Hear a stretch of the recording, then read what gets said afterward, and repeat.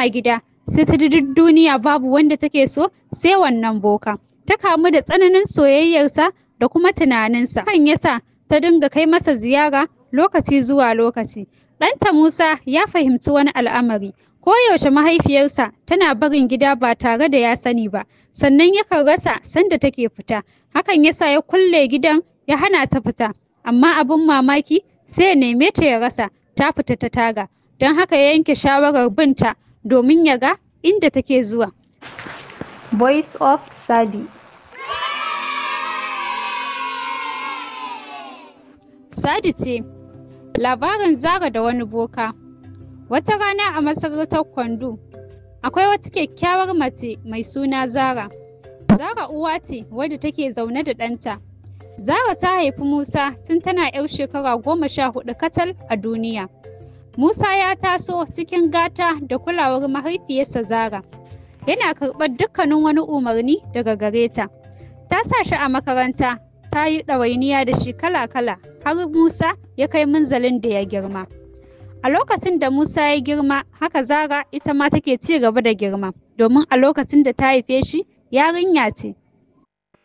Zara tana dukkan fafutuka da hidima da kuma ɗawainiya da kanta da kuma ɗanta Musa. Suna yin rayuwarsu cikin farin ciki da kuma jin daɗi. Sai dai Zara tana da damuwa domin ba ta da wanda zai aure ta. Wata rana sai Allah ya haɗa ta da wani mai suna Junaid. Junaid ya nuna yana son Zara, haka suka fara soyayya a hankali har soyayyarsu ta yi ƙarfi. A lokacin da Zara ta kamu da matuƙar son Junaid, ta kuma sa a ranta shine wanda za ta aura. Wata rana ya kawo mata ziyara gidanta. A lokacin da ta zo gidan sai ya tarar da Musa, inda take nuna masa cewa Musa ɗanta ne. Ya yi matuƙar mamaki da ganin Musa a matsayin ɗan Zara duk da girmansa. Sai dai tun daga wannan rana da ya tafi bai ƙara dawowa wajen Zara ba. Zara ta damu sosai da rashin ganin Junaid. Ta yi matuƙar baƙin ciki da rasa shi na tsawon 'yan kwanaki. Amma haka sai ya sa ta fara tunanin ta je domin ta same shi har gida ta ji menene ya hana shi zuwa. A lokacin da ta je gida ta same shi, sai ta tarar da shi da wata mace, inda ya nuna mata cewa shi fa ba zai aure ta ba, domin ya fahimci cewa tana kule-kulen mutanen banza, sannan ta haifi ɗa kafin aure. Hakan yana nuna cewa ita mutuniyar banza ce, don haka ba zai iya ƙulla aure da ita ba. Zara ta yi ta kuka, ta koma gida cikin damuwa, inda ta kulle kanta, ta ƙi ci ta ƙi sha, ta yi ta damuwa, tana da na sanin wannan al'amari da ya same ta. Sai dai ta san cewa babu wani mai taimakonta sai Allah. Ana cikin wannan hali ne Musa ya gane halin da mahaifiyarsa take ciki na damuwa. Sai dai da ya tambaye ta, bata faɗa mai ainihin abin da yake damunta ba. Wata rana ƙawarta mai suna Fatima ta zo ta same ta. Ta faɗa wa Fatima dukkanin abin da yake damunta. Don haka Fatima ta ba ta shawara za ta kai ta wajen wani boka domin ya mata maganin wannan abu da yake damunta. Ai kuwa haka Zara ta amince da shawarar Fatima, ta kuma bi ta suka je wajen boka. A lokacin da suka je wajen wannan boka, sai boka ya ba wa Zara wani ruwa ya ce ta sha. Ai kuwa nan take Zara ta anshi wannan ruwa kuma ta sha. Tana shan wannan ruwa ne ta tashi ta koma gida.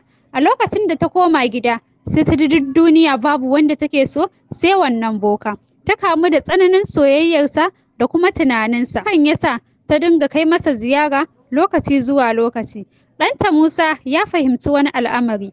Koyaushe mahaifiyarsa tana barin gida ba tare da ya sani ba, sannan yakan rasa sanda take fita. Hakan yasa ya kulle gidan ya hana ta fita. Amma abin mamaki sai ya neme ta ya rasa, ta fita ta taga. Wannan abu ya matuƙar ɗaga masa hankali. A lokacin da ya fahimci cewa wannan abu ya matuƙar ɗaga masa hankali, don haka ya yanke shawarar binta domin ya ga inda take zuwa. A lokacin ne ya ga ta je wajen wannan boka, don haka hankalinsa ya ƙara tashi matuƙa da gaske, ya kuma ɗau aniyar lallai sai ya raba mahaifiyarsa da wannan damuwa da kuma wannan boka da take zuwa wajensa. Ku ci gaba da danna min subscribe da alamar ƙararrawa a Voice of Sadi. domin samun daɗaɗɗen labarai na da zarar na ɗora. Ku yi min sharing da comment da kuma like. Na gode. A wannan lokacin ne Musa ya shiga cikin bukkar, sannan suka dinga fafatawa shi da boka, inda boka ransa ya matuƙar ɓaci da ganin Musa ya zo ya dakatar masa aikinsa. A lokacin ne ya samu nasarar bugawa Musa wata sandarsa ta tsafi. Ai kuwa nan take Musa ya faɗi ƙasa. Wata tsohuwa da ke cikin bukkar a can gefe ta kirawo Musa kusa da ita. Musa ya je ya zauna a kusa da ita, sannan take fara bashi labarin duk abin da ya faru, wanda ya sani da wanda bai sani ba. Ta ce, ka kwantar da hankalinka, wannan abu zai zama tarihi, amma ina so ka sani wannan boka da kake gani shine mahaifinka, domin tun mahaifiyarka tana ƙaramar yarinya shine ya tarar da ita a gona ya mata aika-aika har ta samu cikinka, ta kuma rayu da kai, ta rene ka har ka kai munzalin da kake a yanzu. Don haka wannan boka mahaifinka ne. Abin da nake so kuma ka ƙara sani shine wannan saurayi na Zara, wato Junaid, ƙawarta Fatima ita ce ta je ta ziga shi ta faɗa masa ƙarya da gaskiya akan Zara, ta aibata ta domin ya daina santa, saboda a manufarta idan dai har ya daina santa to ita tana so ne ya aure ta. Sannan ita ce ta haɗa baki da bokan nan ta zo ta bashi labarin Zara, sannan ta kawo ta wajen shi ya ba ta maganin da ta kamu da soyayyarsa ba tare da ta sani ba. Don haka yanzu duk wani abu da zaka ga tana yi, to tana yi ne ba a cikin hankalinta ba.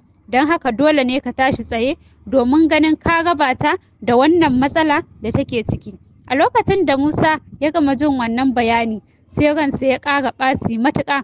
Don haka ya koma wajen bokan nan, suka dinga fafatawa shi da shi har sai da ya kawo ƙarshen rayuwar boka, domin kuwa ya samu nasarar buga masa abin da har sai da ya sa jininsa ya fita, boka kuma ya faɗi a ƙasa matacce.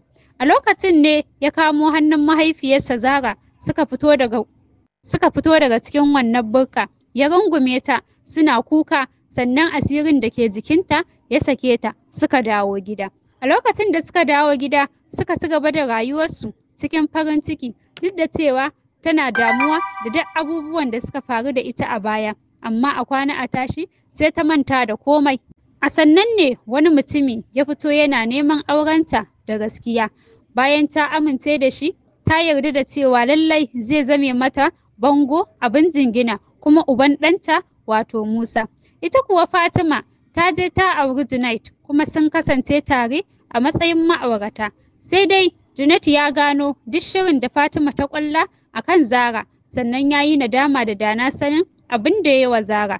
Ita kuwa Fatima ya dinga gana mata azaba, sai da ta yi dana sani da nadamar aurensa da ta yi na cin amana. Shi kuwa bai gaza ba wajen ba ta dukkanin wani horo da tsanani. Tana matuƙar azabtuwa a hannun Junaid. Ita kuwa Zara ta samu wannan miji nata ta aura, sun zauna ita da ɗanta Musa da shi lafiya, suna cikin farin ciki da kuma walwala. Sun manta da duk wani abu da ya faru da su a baya, sannan sun zauna da zuciya ɗaya cikin ƙauna da soyayya da kulawa. Fatima ta yi nadama da dana sani, inda ta yi Allah wadai da halinta na cin amana da kuma yaudara da zamba cikin aminci.